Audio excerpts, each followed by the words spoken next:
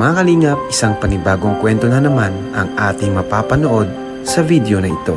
Muli pong may nailapit sa atin ang ating scouter na si Bigis Kim. Isang batang estudyante na meron ng anak. Nabuntis siya noong siya ay 16 years old pa lamang. Nakatira lang sila ngayon sa inuupahan nilang kwarto dahil wala naman sila sariling bahay. Naranasan niya ring itakwil ng kanyang sariling magulang. Nakaranas din siya ng depression dahil sa pambubuli sa kanya sa school. At pati na rin sa mga sinasabi ng tao patungkol sa kanila. Bawat na, ano nga po, nabuntis po ako, inakulong na lang po ako kasi nga po. Dahil pong nanghusga. Nakulong ka na lang Hanggang ngayon po, hanggang ngayon. nilalait po yung anak ko. Bakit naman dadamay nila ang anak mo? Pangit daw po. Grabe, no? Magulang mo muna, nag-aalit siyempre, no? Tinakwil po ako. Ay, tinakwil ka? Normal naman yun. Ang kadalasan, ganun Opo. talaga nangyayari. Di nila tanggap eh. Baka may Opo. pangarap siya sa'yo, para sa'yo. Sana Yung po, ako mo. patawarin niyo po ako sa mga nagawa akong kasalanan. Nagsusumunod naman po ako kahit nagkaasawa po ako, magit nagkaanak. Pero ganun pa man, heto ngayon si Josel, patuloy na lumalaban, nakangiti sa mga problema, kahit hirap sa buhay. Doon po sa mga maaga din pong nagkaanak, gawin niyo pong yung mga sinasabi po ng tao, huwag na lang po kayong magparaintindi. Salip po yung gawin niyo pong inspirasyon yung mga sinasabi sa inyo. Kayo din naman po ang makakatulong sa sarili. Kayo rin po ang aangatin din naman po sila. Tapos po sa mga may boyfriend po, girlfriend, wag po kayo magpadalos-dalos kasi po hindi po biro yung magkaroon ng malaking obligasyon sa buhay. Panghabang buhay po yung obligasyon at responsibilidad.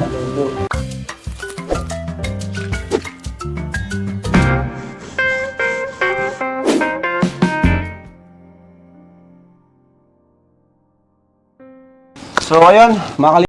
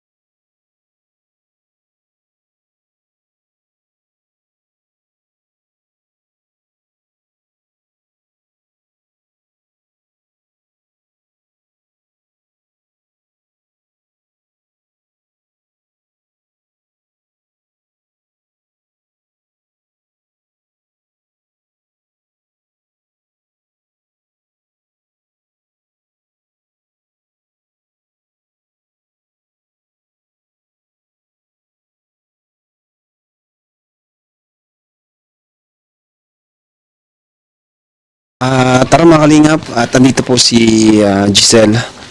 Mukhang kagagaling lang po yung school, Hi Giselle! Kumusta? Pwedeng palagay nitong mic sa, ganda ng uniform mo Ay, wait na. Nakakang ko na lang. Hindi ako malagay. Para di ka mahirapan. Anak mo yan? Opo. Yan pala yung sinasabi ni Bigis Kim na anak mo. Opo. Saan ka nag-aaral? Dito lang ba? Malapit lang? Sa labo pa po. Labo pa? Saint Helena po. Ilan taong ka nag-Giselle? Na 18 pa lang po ako. Na 18 ka pa lang. Ilan taong ka nung nag-asawa? 16 po. 16. Ayan. So, kumusta naman Giselle? Kumusta naman yung ganyang sitwasyon na pagiging batang ina? Mahirap po at ang dami pong obligasyon, tapos pagsasabayan pa po yung pag-aaral. Oo, ngayon nga. Parang nag-review ka. May exam ba kayo? May Nag-exam kayo? Meron po. Nung kahapon po, meron din akong Tapos exam. na naman. 2 beses Ano po yun? ay. Napasok ka na, sinasama mo siya? Opo, update po. Ah, Tuwing hapon po ang namin pasok. grabe. Anong pakiramdam, Giselle? Ano yung ano? Ano po, ang hirap po at ang dami pong nanguhusga simula po nung nagbuntis ako. 16 years old ka, di ba? Mhm. Yung asawa mo, di ka naman pinabayaan, di ka naman kayo iniwan. Hindi naman po, masipag naman po yun. Okay naman pala. Opo. Itong bahay nyo ba to o nag-renta lang kayo? Hindi po, renta lang po ito. Nag-renta lang? Wala ba Opo. kayong sariling bahay? Wala po po. Asan yung mga magulang mo? Si Papa po nagtitinda pong isda. Kasi mama po nagtatrabaho. Trabaho. Eh di, bumukod ka na rin sa kanila. Opo, kasi mas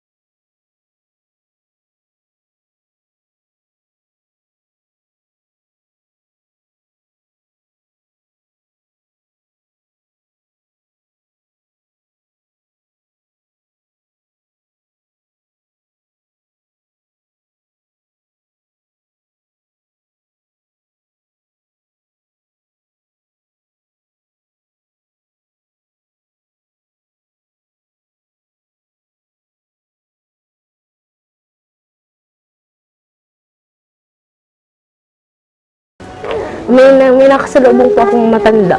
Sabi po sa akin, sana all. Tapos nagtatawanan po ako. Grabe naman, ano? Opo doon. Kumusta naman yung ano nyo dito? Saan kayo nahihirapan bilang mag-asawa? Sa pang araw-araw din pong gastusin. Tapos po yung tulad po nito, due date namin ngayon po sa... Due date nyo ngayon, Opo. wala pa kayong pambayad. Wala pa po. Di pa po kasi nasahod. Anong trabaho ng mister mo? Sa hardware lang po. Sa hardware, magkano yung kinikita niya? 300 lang po. 300 arawan? Kulang talaga yun. Minsan po, Paano yun? pag maulan po, 200 lang po yun. 200 lang. Paano naman yung gatas nito? Mahal ang gatas na yun, diaper. Ano nga pong, ay ngayon po, breastfeeding na po ako sa kanya. Pinilit ko po kasi po, kulang po. Yung sinasahod niya, pan-diaper lang po, tsaka pang-gatas lang po. Ano pa ba ikaw? Ano yung ano mo ngayon? Ano yung goal mo sa buhay ngayon? Pag po nakapagtapos po ako, magtatrabaho po ako. Magsisika po, kahit naman po nandito lang ako sa bahay, sumasideline naman po ako, nabibigay ko pa rin po sa anak ko yung mga, kahit konti lang po, nabibigyan ko siya ng... Ano sa sideline ka? Ano yung mga sideline mo? Galing mo. Ano po ay, nagpapaluwagan po ako, nag-online selling.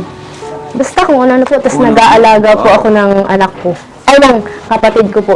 May araw po ako doon. Ang galing, ano? So, kahit pala ganun, Po. dinadam mo na lang sa diskarte sa buhay, Opo. ano? Na kahit may anak ka na, hindi kayong nawala ng pag-asa na Opo. tingin mo sa sarili mo, paano na ako ngayon? Down na ako. Paano na kami ng anak ko? Kasi po yung iba nga po, kahit yung may kapansanan po, nakakapag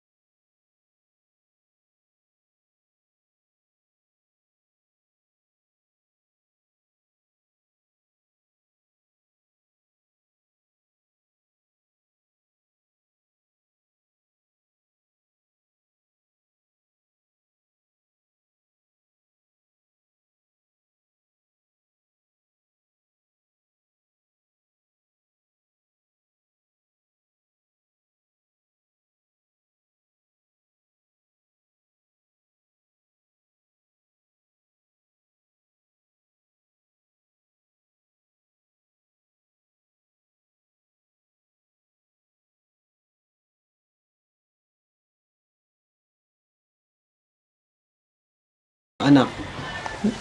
Mabigyan ko po siya ng magandang kinabukasan, patapos ko po siya ng pag-aaral. Pero nung una nagsisi ka, ngayon hindi na. Hindi na po kasi po, kahit naman po mahirap, kinakaya naman po. Kinakaya naman. Ginusto ko naman po kaya Kumbaga, decision mo yun, panindigan mo, ano? Anong sabi sa'yo nung magulang mo na nag-aalit siyempre, no? Tinakwil po ako. Ay, tinakwil ka? Normal naman yun, mga kadalasan ganun talaga nangyayari. Di nila tanggap eh, baka may pangarap siya sa'yo, para sa'yo. Sulong anak ka ba? Sulong babae po. 4 po, ay 5 po kami, tapos ako lang pong babae. Masakit para sa magulang yun. Diba? So, tinakwil ka, anong ginawa mo? Ano po ay, nung Lumayas ka? pinalayas po ako nun. Tapos po nung malapit na po ako maanak, pinatawad na po ako. Okay. Ang magulang naman kasi sa una lang, ganyan. Pero walang magulang na matitis ang kanilang mga anak. Diba? Anong gusto mong sabihin sa magulang mo ngayon? Na hindi ko nasabi sa kanila noon. Sana po, patawarin niyo po ako sa mga nagawa akong kasalanan. Nagsusumbong naman po ako kahit nagkaasawa po ako, magat nagkaanak. Ngayon ba may sama pa rin ng loob? Wala na. Wala na po. Wala na. Tapos na po. Pangarap mo rin maging proud sila sa'yo balang araw. Opo. Ano bang pangarap mong trabaho? Makapagtapos ka? Ano po ay call center po. Mga call center ka? Or kaya eduk po yung Edok? Ang galing. Ano pangalan ng anak mo? Calvin po. Calvin? Hi Calvin! Aber tayo Calvin. Pero daw, high five. High five. High five. Calvin. Bless na lang, bless na Bless lang. daw. Ayan. Nahihiya ako. Kay Tito Rab. Magandang bata si no? Si Giselle. Opo. Giselle. Giselle po. Hindi pwede. Ate, Gusto yung mic. nag-aaral. Pakanta mo muna. Ay, kay tita. Pakanta ka muna kay tita. Ayan. So, ngayon Giselle, andito kami, Team Kalingap. Alam mo naman ang Team Kalingap? Si Opo. Kuya Bad, kilala mo. Opo. So, andito kami para matulungan ka kung ano yung pwede namin may tulong sa inyo. Siyempre, hindi rin naman talaga biro yung magkaroon ka ng anak sa ganyan. Hindi ka handa, Opo. Kasi kahit nga handa ka na, ang hirap ng may baby sa bahay. Opo. Talagang babantayan mo, Lalo ka na, wala ka patang kasama, katulong. Wala po, ako lang Ikaw po. lahat. Tapos, nandito pa po minsan yung kapatid ko. Ako po nag-aalaga. Dalawa-dalawa po. Siguro nahirapan ka nung bagong anak, parang grabe yung adjustment mo. Opo. Nung una po, di ko po tanggap. Tapos nung mga ilang buwan po, yun po. Nung una, di mo tanggap. Opo. Parang ganito pala yung pakiramdaman. Opo, mapagod po. Puyat. Opo. Siyempre, lalo na pag nakita mo yung anak mo, umiiyak, Opo. Tapos di mo alam yung dahilan, gano'n. Opo. Dumaan ka ba sa, Giselle, sa mga depression, ganyan? Opo. Nung simula po nung nabuntis ako po, samot-sari po yung mga nila. Bubulong-bulungan. Yun pong nabuntis ako. Tapos sa school po, napasok ako nung buntis ako. Tapos pag absent daw po ako. Yan nga po. Pumasok ka ng, buntis ka? Opo, nag-graduate din po ako ng buntis ako. Galing no? Talagang di ka, yung iba natago Hindi di po, ba? nag-cheer dance pa nga po ako nung nagbuntis ako. Nakakabilib ka naman, talagang hinarap mo sila. Opo. Hindi naman po kasi hadlang yung mga Pero po, masakit po, pero kailangan pong tanggapin. Tama. Opo. Kasi yan, andyan na di ba? Opo. Kaysa magmukmuk ka dyan, di ba? Kailangan tanggapin. Gawin na lang Gumawa po ng paraan para Opo. mabuhay, di ba? Tapos po nung nahihirapan po kami nung unang bukod po namin, nahihirapan kami kasi po nung nabigla po kami, lumipat po kami, walang kagamit-gamit, wala pong pang-araw-araw na panggastos po. Tapos bumalik po kami ulit sa bahay, kila mama po. Tapos nakaipon-ipon naman po kami, tapos nagbukod po kami. Mas gusto ko po nakabukod kasi po, doon talaga po matututo. Doon ka Tama. tayo Sa anong time na yan, tinakwil ka rin, di ba? Opo. So, talagang nagpatong-patong yung problema. Opo. Wala po pong problema. Halos di po ako nalabas ng bahay. Nakakulong lang po ako. Pero ngayon, ang kailangan nyo na lang talaga, yung, rin talaga, kapos din kayo, no, sa Tapos pang-araw. po kami, lagi po, nautang lang po. Nautang lang. Opo, sa tindahan. Talagang pagkasahod ni mister mo, bayad sa utang. Opo, ganyan po. Namin. Grabe. Anong gusto mong sabihin na, Giselle, sa mga viewers na mga kabataan kagaya mo na di Doon ba kasing edad mo? po sa mga maaga din pong nagkaanak, gawin niyo pong yung mga sinasabi po ng tao, huwag na lang po kayong magparaintindi nun.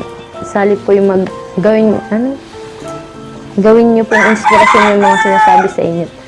Kayo din naman po ang makakatulong sa sarili. Kayo rin po ang aangatin din naman po sila. Tapos po sa mga may boyfriend po, girlfriend, wag po kayo magpadalos-dalos kasi po hindi po biro yung magkaroon ng malaking obligasyon sa buhay. Panghabang buhay po yung obligasyon, responsibilidad. Wala ka, lolo. Lolo, ingat-ingat ka. Pwede ba kaming tumingin sa loob na bahay? Ay, sige na po. Pasok po.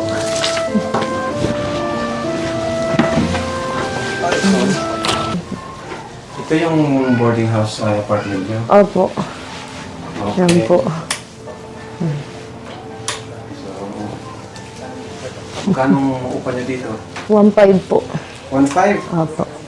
Okay na, no? Opo. 1.5. Ano to? Kaya na to? Ay, ito po Sa'yo sa akin. yan. Tapos, sa asawa ko po ito. Tapos, Yung asawa mo nakapagtapos din? hindi po, grade 9 lang po. Grade Tapos, 9? at may trabaho na po. Daming work yun. Best in math po yun. Best in math. Tapos, sa kanya din po ito. Ito na sa akin. Ayos, ano pala kayo? Achiever. Dahil mag-asawa. Ito yung asawa mo? Opo. Batang-bata pa. Nung grade, 28 na pala yan. Ano yung mga napag-uusapan mo nung mister mo? Like, kalba, pag may mga problema kayo, natadown kayo. ano po, sabi po sa akin ay, pag napag-uusapan po namin, bayaan na lang po kasi. Kasi pag iintindihin po, lalo po kaming mai-stress po. Kaya, Pero ramdam mo naman yung kanyang pagmamahal. Opo. Okay naman siya sa'yo. masipag po yun. Sipag. Bait naman pala, ano? Saka walang bisyo. Ay, ano lang po, nainom po pag may okasyon, Pag may mga ganyan okasyon. lang po. Pero alam naman niya yung responsibilidad niya. Opo. Lagi Hindi po naman kami okay naman pala inuunan. Kasi hindi naman kayo iniwan niya. Kaya edad mo rin siya. Opo, Magkaklase kayo. kabatch po. Magkabatch. Ayan, ngayon, mapanood niya ito. Anong message mo sa kanya, sa asawa mo? Ano po, sana ay malalo ka pang sumikap para sa natin. Tapos, ano po, Sabihin mo yung pangalan, yung tawagan niyo. Ayan, sabihin. wala po. Halimbawa, Pagum. Hindi po, salamat sa mga ginawa sakripisyo sa amin kahit mas pinili mong di magtapos para lang makapagtrabaho, para lang masikaso kami. Salamat sa mga sakripisyo. Tapos kakayanin natin lahat ng problema at pagsubok. Laban lang. Yan. Parang kinikilig ka. Hindi naiyak ko ako. Di naman kayo ganun ka. Sweet naman siguro kayo, no? Apo. Sweet naman, naiya ka lang. Opo. Message. Ilang ano na ba kayo dito? Ilang buwan or taon dito? Isang taon na po kami dito. Matagal-tagal na rin, ano? Wala lang silang supa. No? Walang supa. Tapos, table. Oo nga, ano? Ang tawag ng playground dito, Toy. Opo. Kasi itong mga gamit nyo, naipunda nyo na lang ng pakunti-kunti. Konti-konti lang po. Hindi kayo bumili ng upuan dito. Wala pa po. Ha? Kulang pa po sa amin yung sa pang-araw-araw po. Walang sa pang-araw-araw. Doon lang po napupunta yung kaya po di makabili Yung naman. pang-araw-araw, napupunta sa pagkain na Opo. paggatas. Kahit nga luto, no? Wala kayo, no? Wala po. Yan lang po. Tugon niya. Tugon. Ayun. Pero at least nainis naman sa kanila. Anong gusto mong sabihin sa mga viewers natin? Ano? Giselle? Giselle o Josel? Josel po. Josel. Kasi marami mga kapanood nito. Sana po matulungan niyo po ako at sana po madami pong manood para ano po, nahiya. At nahihirapan din po kami sa araw-araw po. Alam ko po nagkamali ako pero handa naman po akong harapin yung mga pagkakamaling nagawa ko po. Kaya ko naman pong harapin. Kaya ko pong bahayin yung anak ko. Minsan lang po talaga kinakapos po kami. Sa araw-araw nga po, halos doon lang din po nauubos yun. Pero po salamat po kung marami pong manonood at sana po matulungan niyo po ako. At gusto ko din pong umais po yung kalagayan din po namin. Kahit po nakakakain po kami, hirap pa rin po sa mga gastusin po dito. Ang dami pong mga bayaran po tulad po sa hirap din po kami bayaran yung sa boarding ko at maliit lang po yung sahod ng asawa ko.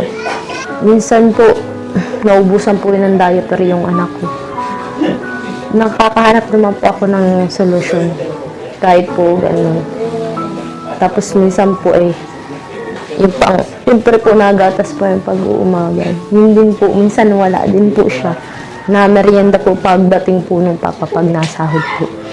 Anong grade mo na? Magtatapos na po ako ng grade 12 kaso po, di ko po alam kung makakapag-college po ako.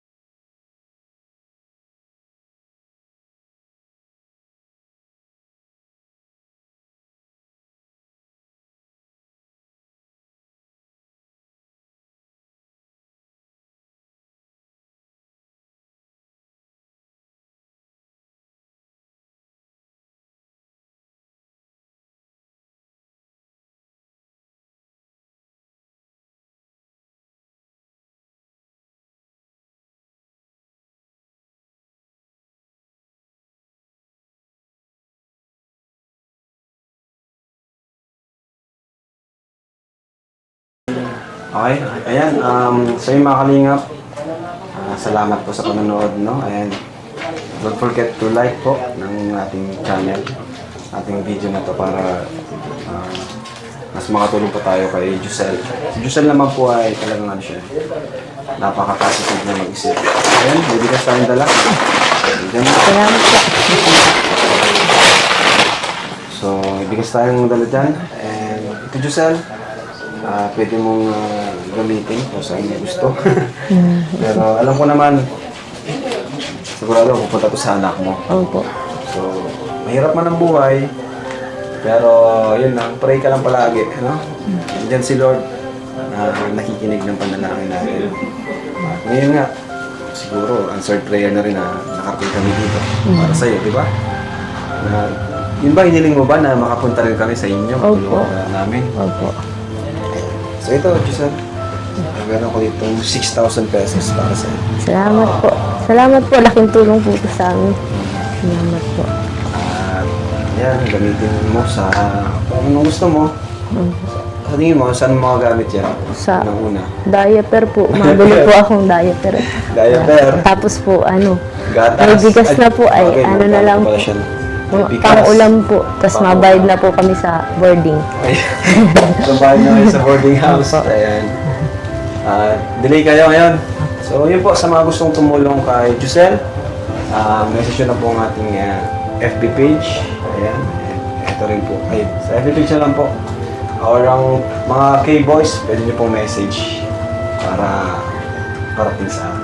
Salamat po unang-una po, salamat po kay Kuya Rab sa tulong po. Tapos po sa Team Kalingap. Salamat din po. Tsaka po kay Kuya Kim po, kasi po siya po yung dahilan kung ba't nandito po kayo ngayon. Natulungan Shout out kami. po kay BG's Kim. Ayan, subscribe niyo po. So, yun po, thank you mga kalingap. At maraming salamat po sa inyo. So, God bless po.